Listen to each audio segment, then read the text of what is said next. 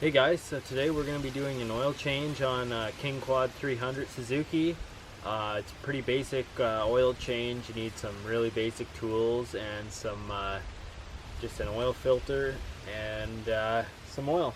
So yeah, I'll get to show you here what tools you're going to need and what oil choices you have and what to look for when you're buying the oil. Alright, so for your tools you're going to need, you're obviously going to need a drain pan, so just something basic that's pretty shallow that'll get underneath there, because you got, I don't know, 12 inches or so.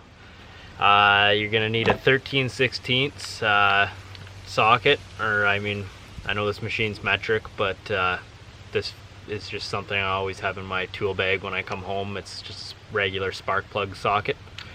So you're going to need one of those on a 3/8 drive.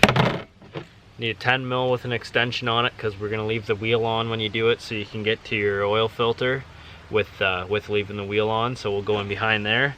So you'll need that. You're going to need a filter. In this case, this one here is A0920302. It's a max filter. I get it at Royal Distributing in Canada here. So if you're not in Canada, I mean, you have to find another cross reference, but maybe you can cross reference that number. So that's what you're going to need for a filter. And for your oil, Suzuki recommends a 10W40 in it. You can go to a lower viscosity when you're going to be driving it in cold climates, but I prefer to I use 5W40 in my truck in the winter. I switched over to synthetic. So what you got to watch for when you're buying oils, since your clutches in this thing run off the same oil as your engine oil, they have to have certain ingredients in the oil, let's say, for those clutches to grab and work properly and ensure a long life for them. So what you're gonna need is an oil with a JASO or JASO MA or MA2 rating. So if I take this here and show you, it's right there. That's what you need. You need the JASO MA, and that's for your wet clutch system. So once you have an oil chosen, like I say, if you're in a warmer climate and stuff, 10W40 is what you want to run. ATV oil, just make sure it's that JASO MA, JASO MA2 oil.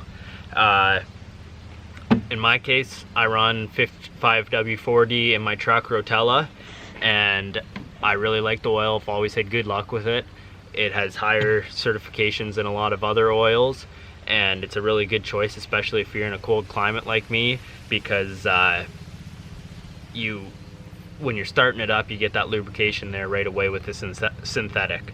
So yeah, we'll get to draining the oil and showing you guys where everything is, how to do a quick, easy oil change. But if you have any questions on oils, just give me a comment and I'll be sure to help you. So in the meantime here, start this thing up, or your ATV up, and let it run for 5 minutes or so just to get that oil warm so it all drains out.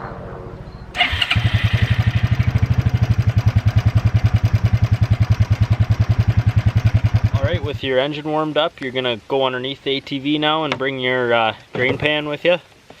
So slide that under, and I lied before, you actually need a 18mm wrench, not a 13/16, so my bad. Yeah, so go underneath here.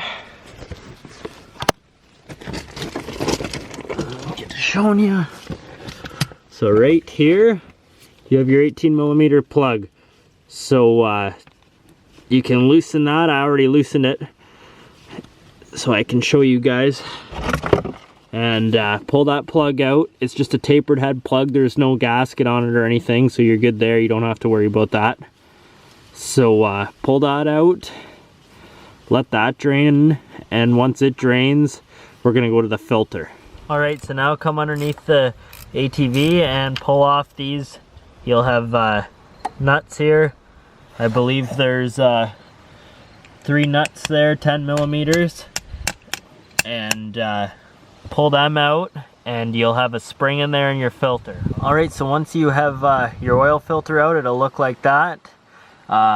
this is what comes out. You have a spring, and then make sure your O-ring is good. You can get a new one. Some oil filters come with new O-rings, but these ones don't, and I've never had an issue with them. Just make sure your O-ring's good and not packed in there and stuff, and you'll be fine. So you have two ways that you could put this in. I've seen them put in backwards on a couple that I've worked on, but you want the hole going in so oil can go in it. So take your thing or your filter and put the hole in, slide it over top, put that back on, tighten it down. I usually just snug them up. There's probably a torque spec for them, but I just snug them up, and then we'll get to filling our oil. Alright, so get a funnel and come to the back of your ATV. This is your fill right here. It says SAE 10W40.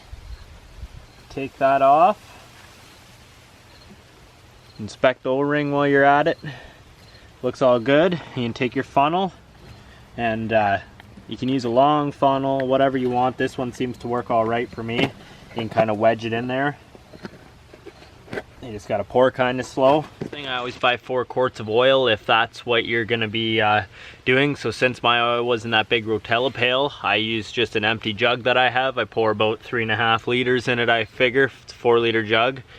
So there's a sight glass up front right beside your oil filter. That's what you can check your oil to be sure, make sure you're level. There's 2 marks on each side of the sight glass, so you can tell if your machine is level or not with the oil level. So yeah, get to dumping this in and we'll check it on the oil on the front on the sight glass.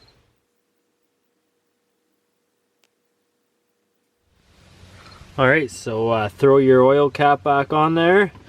Clean that all up nice so you're not going to get any water leaking in there or anything when you're out riding. And then come up to the front here and we'll check our sight glass. So you can just give it a clean with a rag if yours isn't clean.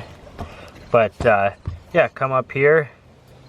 Alright, so once you come under here, you can see your level lines right here. There and there, that's you want to be between there. I always go to the top just in case there'd be a leak or anything by any case, but it's very hard to focus here. But you can see right here is the line. I'm just underneath here, and it shows that I'm fairly level with the line, and that's how you check your oil level. So I hope this video helped you change the oil in your Suzuki King Quad 300. It's a pretty simple procedure, as you can see, but it's just if you're the first time doing it, or you're not very mechanical and you just want to tackle it, this is going to help you out, and it just shows you your oil filter location, your fill location, and how to check your level. And it's a very straightforward, great old bike to work on. And if you're looking for any more information on these ATVs, check out my other videos. I have lots of them, 4 or 5 of them, maybe probably even more by now actually, on these ATVs, and all do-it-yourself stuff on rebuilding an engine or anything. So if you like these videos and need help with your Suzuki King Quad some more, give me a subscribe and you'll be sure to get updated on all the stuff I post about them. Again, I hope this helped, and thanks for watching.